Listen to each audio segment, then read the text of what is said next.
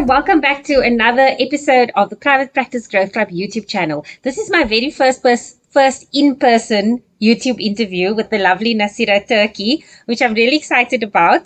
So thank you, Naseera, for joining me or for allowing me into your space. Please just tell everybody who you are and what you do. Thank you, Tasneem, so much. Yes, it is our very first. I am a financial coach. I am an investment specialist. I'm a motivational speaker and mentor. But most importantly, I'm a people's person. So the reason I asked Naseera to come onto the YouTube channel is because I know if those of you are in my private Facebook group know I go on and on about the importance of financial fitness from the mistakes that I've made in the past. Naseera is one of the people that has been instrumental in helping me on that journey. And I think particularly as private practice owners, you are self-employed, you are business owners. So you don't have the comfort of a regular salary that pays your retirement or your pension fund and your UIF and all of those things. So these are things that you kind of have to sort out yourself. And often when you're employing people, you see to them, but not yourself. And so I wanted to ask Naseera here to just talk to us a little bit about that from your experience. You've been in the business for so long. You've seen so many different types of people, from housewives to executives to all of these people. Tell me a bit about, in your experience, people who have come through your door, who have been entrepreneurs or business owners, those who have not, sought to their personal future planning, and those who have, and what your experience has been of the difference. I think I'm an entrepreneur, so I'm going to even use my own self as an example. I think the naivety of being an entrepreneur is that, you know what, I'll make up for it next month, or I'll do more business, or I'll sell more things, depending on what type of business you are. But I think the key for an entrepreneur is actually to plan. And if you don't plan, it could be extremely detrimental to your financial situation. You could lose your home, you could lose your business, you could lose the cash flow that you did not plan on. So I think as an entrepreneur, the first step that you need to do is not only to have a budget, but to make sure that your capital is in place for a rainy day. So I generally tell entrepreneurs, including myself, is to have at least 3 to 6 months income saved before you even go into the entrepreneurial space, is to make sure that you have that cash flow. That cash flow then comes in for the unforeseen circumstances. And I think, yes, we in COVID, pre, post, depending on where you are in your life and your business, COVID is, some way or the other has impacted, especially a small business, a small practice. As an entrepreneur, what has been your backup plan? So I think as a new business or as an existing business, one of the key features or one of the things that I teach small businesses is to make sure that you have an emergency fund.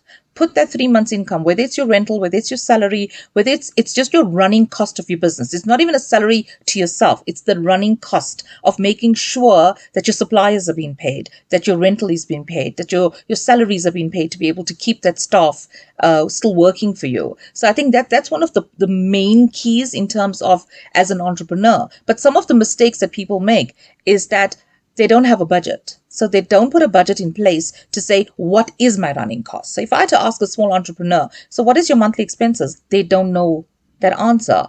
But if you actually sit down with a financial coach and you actually budget before, or even if you've had a bad spell, I mean, we're all not perfect. We all want to start somewhere. So I think the key would be is to first put that amount on pen and paper and then work from that. Okay, so what I want to talk to you about then is there's basically 3 types of entrepreneurs or business owners I want to talk about. There are those who want to start a practice, and they want to start a practice because they're struggling to find work, and so they think starting a business is the next alternative. Yeah. Then there are those who are working either part-time, locuming, or full-time, but they desire to have a practice. So they don't know, should they quit their job? How, what is the first steps? Do you quit your job and then start, or do you start on the side? How do you manage it all? And then there are those who have been in practice for a while, but they've never actually done any planning. So I want to start first with the ones who have just started, right? So, they've just started. They want to start the practice because they want to find work. Like they're creating their own employment. So they don't have, money saved away, especially a lot of them are ComServe. So they locumed for a year or two and now they want to start a practice. So they don't have money saved. They don't have that rainy fund already. So what would you, starting with that group, what would be your advice for them when they're starting a practice in terms of that? So you got two types, right? You could have someone that wants to go into that practice field that could partner with another practice. They could leverage off the place already being set up. That means they don't have to pay for setup cost.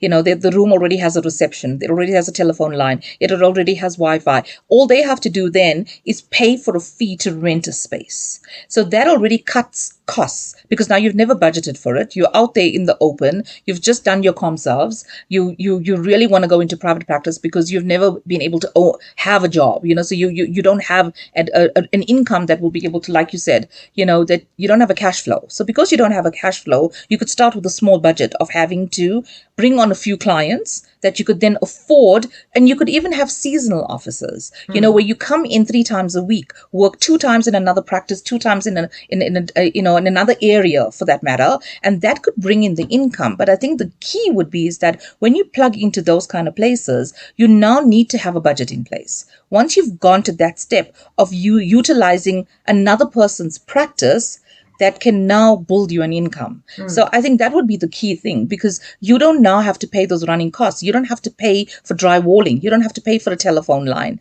And based on that, you've cut costs. And that's the smart way as a new business, that you can plug in. And I think that plug in, it's the new way of doing business, and having a seasonal room or seasonal practice. And in that way, if the other person that you're sharing the business with has an overflow, you could then utilize that and you can build up your practice even more because they've got an overflow that they can't manage. That's the one route. But I think the key for that individual or that practice is to make sure that they're running as a sole proprietor. So they make the choice of differentiating between what are my expenses and what are my needs. Because my need would be is that I need to fill in petrol in my car. But my wants would be is that I want to have a better practice. I want to have a beautiful practice. I want so the aesthetics could cost you money, but don't be fooled by the aesthetics, because a lot of people want this good feel and they spend a fortune on aesthetics, but they don't have a practice to be able to pay the rental or to be able to have that income, that stream that's coming in. So that's the one. Right. The second would be the person that has worked and has been in that working environment, but now wants to leave the working environment. So they've got an income, right? They have been getting an income. So if you want to move into private practice, the first thing you should do is go out and see what are the costs for an office. How much of space do you need? What would be your budget? You need to put a budget for things. So, for example, your expenses would be your sundries. So it's your rental, it's your Wi-Fi, it's your salary, you even have to pay for parking, So you need to budget all of that, and how much of that can you commute into cash? So if you saw 5 clients a day, how much income are you deriving from that? And out of that income, what are your expenses? So if you're pulling in 1,000 Rand per person, but you now 5 patients or 5 clients is not going to be enough. You need to see 10. How are you going to extend that to be able to cover your expenses? And also in that practice, in that space that you want to move into, right? You also need to be very conscious of what is your lease agreement, how long you're going to be tied in, because a lot of people go in and they don't realize 6 months down the line they don't have funds. So you need to plan for rental for a year. So you need to save for all of those things first. Don't just jump in with both feet. Keep the other feet out. Make plans beforehand. Have a bit of capital. If you're a person that doesn't have the means to get capital, so people have issues with their credit rating, so they've got credit cards, a lot of people make the mistakes of going and getting a personal loan, and then they pay huge interest rates to be able to pay off that loan. I would rather you suggest that you start building a cash flow, do a little savings, whether it's a money market account, whether it's a normal investment, build a bit of cash flow. So you at least have maybe 50 or 60,000 rands cash that you can then outlay as a capital before you start your practice. So before we go to the third one, what I'm hearing you say is that when you are starting out with no money and no savings, you really want to bootstrap. And I know this is something that I preach a lot about, is that because I'm guilty of this myself, that shiny object syndrome, and you want to have like the standardized assessments which you buy in pounds overseas, and you want to have the best equipment and all of these things, when actually you are the therapist, so you actually have the skills within you to just start without any of those things. So you want to really bootstrap, get the sessional rooms, and first earn, and whatever you earn, you're going to have to be prepared. You're not going to pay yourself a salary initially, because everything has to go back into the business. Exactly. And then the second option you said was like, if you are earning money, then before you quit your job, you need to make sure you have that runway for at least 3 to 6 months, and be very clear upfront with your planning that you actually did your financial numbers before you actually start your practice.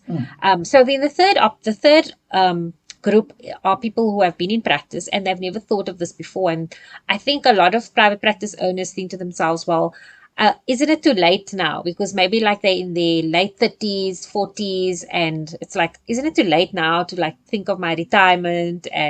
But oh, my husband is full-time employee, so can't I just like, piggyback off his plans or whatever? So what do you say to those practice I think owners? those practices should have a real wake up call, because the last 2.5 years if it's shown us anything, is planning. And I think as a business, it's never ever too late. It's never too late as a business. It's never too late as an individual. It is pretty much wherever you stopped and you're suffering, from a financial loss, or from a financial disorientation. When I say that, meaning that you're good at what you do, right? Then you get a person like me that's good at what I do, and go and sit down with that person and say, listen, this is my practice. I don't know where my money is. I can't account. You'd be surprised the amount of people they're not accountable for what they actually spent in their practice and how they've spent it. I'm talking, that's existing businesses, right? Come and sit down with a person that can assist you to streamline it, because that's what we're good at. You're professional in what you do. And if you haven't been doing it right, and say you can't afford me, or you can't afford someone that has my skill, then go in and do a simple budget for yourself, and put down what are your expenses, or what you think your expenses are, and then draw down the line of separating, because a lot of these private practices are sole proprietors, so they don't have a PTY limited, they don't have a registered business, or if they do, they just haven't managed it properly, right? And I think you need to sit down then with your accountant and say, listen, I need a list of expenses. And I think ownership is also key.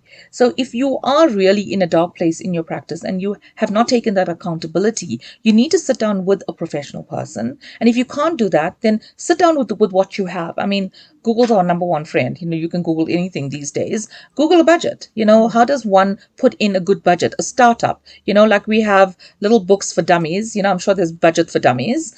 And in that way, you actually have a starting point. And I think accountability and commitment is key for any person out there. And as a business that's existing, you need to be able to, even if you've been running for 4 or 5 years, as a business, if you don't know what your input is and what your output is for your business, then you are definitely doing something wrong, and something needs to change in that practice. And also at the same time, how are you giving yourself a bonus? How are you living your life also? And if anything has to happen to you, so what is your succession planning for that business? If you had to get ill and you're reliant on that income that you are generating, yes, you may have a locum, but that locum has other jobs. They just plug into your business for a certain time and day that you need them. But as a business entity, what steps have you put in place for succession planning? What steps have you put in place if I got ill and I can't be in my practice for the next 2 weeks? Do you have an income that's generated? Do you have income protection? Do you have certain plans that could assist you? Do you have overhead expenses? That's insurance that can cover you during that period of time of illness. So those are the things that as a existing practice that you need to think deep and make sure that you actually have some of those tick boxes. And if not, please have a look at it. It's vitally, vitally important. So you mentioned quite a lot of different elements, and I think that is also one of the problems why people don't do it, because it's overwhelming. So let's say you have somebody who's now like had that wake up call and they're like, I have to do something about my future because I don't want to work forever. So, but now do I get a retirement plan? Do I invest in a pension provident? Do I get a dreaded disease cover? There's so many different things. And if you now haven't started planning and you don't have a lot of money to put a lump sum away, what should you do first? There's the tax-free savings account. What should you do first? How do you know how to approach it when you decided now you're going to like actually take things seriously? I think the key would be is that every person's different. Okay. Right? So who you are and who I am, we could be entrepreneurs, but we're totally different people. We come from different backgrounds. Our children's ages, our husbands, our financial situation is completely different. So I think each individual needs to first understand where their financial situation is. It's like the foundation of your home. If you don't have the foundation, your home will not stand. So you don't have to get everything. People have this perception that I have to have everything in place. No, you first have to have what is important in terms of, so if you don't have a regular savings that you could dip into as your income generation, if you don't earn an income, then your tax-free savings should be the first place. Okay. Why? It's interest-free, it's income tax-free, it's capital gains tax-free, and it's available between 7 to 10 days, right? That's liquid.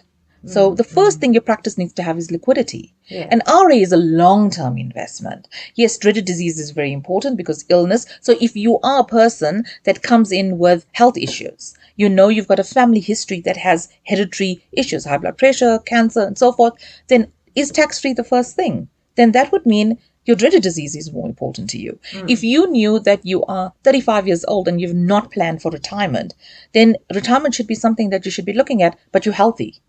You know what I mean? So income protection is actually every single practice. Every single entrepreneur should have income protection because income protection doesn't work for when you're dead. It actually works when you're alive, when you're sick, and you are your business. You are the face of your business. If you don't pitch up at work on that day, you don't get paid. So income protection would be vitally important. But again, I am very, very budget conscious. I would look at your so in terms of your business, I would first look at your health. I would look at your flexibility in terms of what sort of cash flow do I have? And if I don't, I would start with the cash flow. Liquid is king, in any practice for that matter. Because if you got an opportunity in your entrepreneurial space to buy a certain item that's good for your practice, how are you going to do that if you don't have liquidity? You're now going to buy on a credit card that you're going to pay someone else interest rate when you could have, if you had liquidity, you'd be able to purchase that item. But if you are sickly and you've got a family of illness, then obviously dreaded disease, income protection, the risk factor comes in. So you need to look after yourself before you can look after your practice. Yeah. So each element has a different need, but it's not that thinking that I have to get everything all in one go. Age also plays an important role. If you're a person that you are between under 30 years old and you want to go into that private practice and you want to do those kind of things, then you would be one of those people that would have to build on what is good for me for now and then reevaluate it in 3 months and then evaluate it again in 6 months. And a year down the line, you now need to look back on what you've accomplished and what you didn't accomplish during that financial spreadsheet. Yeah. And I think that's important. A lot of people do things, but they don't go back and visit it. Yes. They leave it there because now, I've done it, so it should work for me. Nothing ever works the same way. I mean, if you look at our financial environment, the interest rate has changed drastically. Inflation is not sitting where it should be sitting. So petrol's just gone up, right? I mean, we've got the Russia-Ukraine that's happening. That, unfortunately, in your financial space, in your budget, in your expenses, that all plays an important role. So you need to be conscious of that. And you need to reevaluate your financial stability and your financial vulnerability. Because with that vulnerability comes fear. And when you're fearful of something, then you don't want to address it. You just park it one side. Yeah. I'm making money. It's fine. I'm able to pay my rent. I'll borrow from Paul to pay Peter. I'll survive. And you end up being on the survival mode. So you never, ever take charge of your financial wellness. So what I love most about what you said is something that I talk a lot about in the Private Practice Academy, which is around goal setting. And it sounds like what you're saying is that in order to know where to start, you first need to know where it is you want to go and then set a goal for that. But with goal setting, which is also something that I talk a lot about in my 90-day planning method, is that you should be reviewing your goals every 90 days. So yes, you have a long-term goal. You have like a 3-year, it shouldn't be more than 3 years, like a 3-year vision. And then you should be breaking that up into your yearly visions, your 12-month visions, and then that should be broken up into quarterly goals. And you should be ideally reviewing that. And when you're reviewing your goals for your business, you should incorporate that, your personal goals as well. And then that's how you then make decisions based on your goals. Then that will tell you what you need to invest in first and what your current needs are. And then I just wanted to end off with a quick question because we can't really go into this. It's a whole separate topic around people often ask about different business registrations, like whether they should be a sole prop or Inc. whatever, and that's a whole tax issue and all of that. So we're not going to go into that, but I just wanted to ask, is that something that one also needs to take into consideration in terms of your own personal, like, does it affect how you do your personal financial planning, depending on what type of company you have, whether it's sole prop, or does that affect it? Does the one affect the other? Definitely, without a doubt. But if you're a new practice, right, and we're going to go the 3 stages again. So if you're a new practice, you'd go sole prop. There's no two ways of thinking that. Why? Because you're building your practice. Yes. You're building your entrepreneur business. You still at ground level, and you need to go up.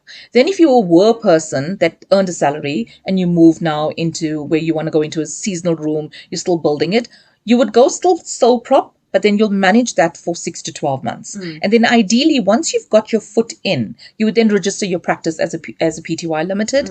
And if you've already been in practice, then you should have already had Inc. You should have either been a PTY, because your turnover then plays an important role. Yeah. So if you are longer in the practice and you've got a turnover of X amount of money that your practice brings in, then you've got to also evaluate, are you a VAT vendor, and are you correctly taxed in the correct tax bracket? But at the same time, as a sole prop on all 3 levels, there's certain things that you can offset as tax deductibility. Your retirement planning is tax deductibility, so you could actually then use that as an expense in your business. So there are a lot of nitty gritties, and like you said, we're not going to go too much into detail, but there's definitely different stages for each practice that is needed to be seen to. Yeah, so the reason I ask that is because I think that's quite important. A lot of people ask that question, and I also always advise start as a sole prop. I made that mistake when I first went into entrepreneurship. I registered a company because that's what the entrepreneurship bootcamp wanted you to do.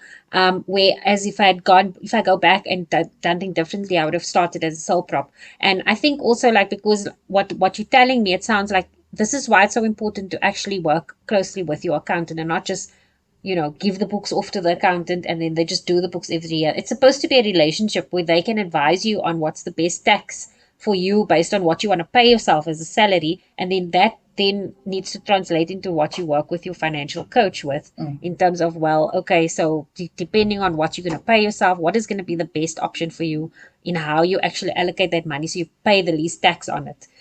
So that's great advice. But that's basically what we wanted to discuss. If there's anything else that you want to add, Naseera, last. I think as a business, we all want to grow and we all want to be independent and we all want to be successful in our practices.